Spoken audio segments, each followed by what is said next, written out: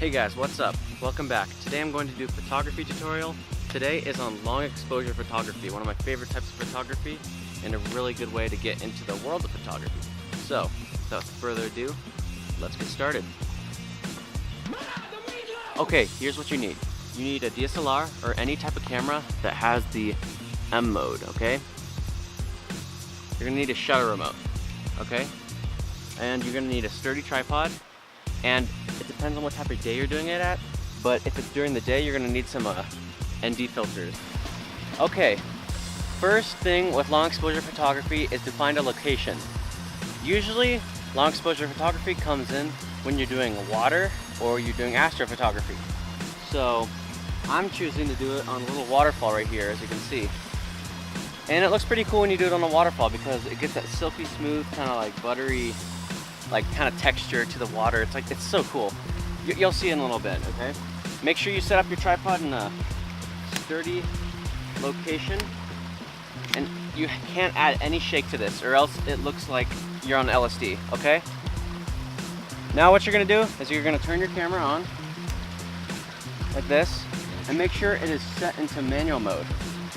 See that? Manual mode, okay? Take one of your ND filters right here in this lovely case and pick which one you want. This ND set goes up to ND8.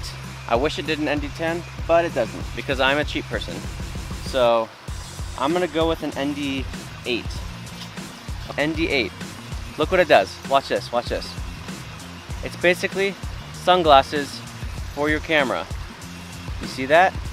Sunglasses for your camera, okay?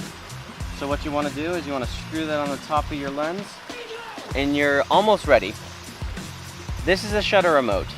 This remote plugs into your camera so you can control it from the remote. What this does is it adds less shake and less LSD to your photos, okay? And these are pretty cheap, but if you don't have a shutter remote, you can always use timer. I don't recommend it, but it still works with timing. So plug this into your little port for your remote, and you're basically all set. Put up live view. And I can zoom out or zoom in, but as you see, there's nothing on this image. That is because there is a ND filter on the top. And you can't see anything through that because of how dark it is. Now watch this. If I open up the toggle menu, I can set my shutter speed maybe up a little higher. Set it up to maybe 4 seconds. That seems right.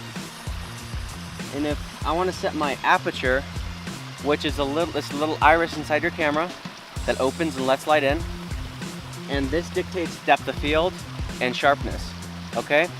So usually with the aperture, I set it up at a bigger aperture because if it's bigger, you get more detail, but you also get more exposure or more overexposed parts of the photo. Okay, so I'm gonna set it maybe at a 5.6 because this is a kit lens.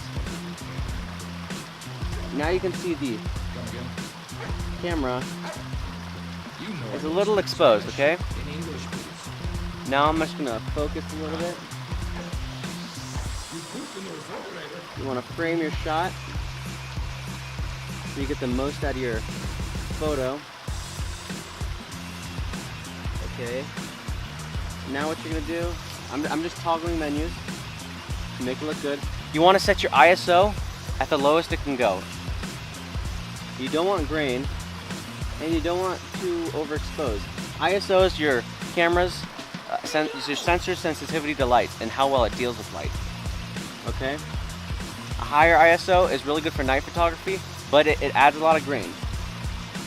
So, go back to live view, set my ISO, focus on your shot, and now I'm going to press the remote. Let it focus. Take the shot.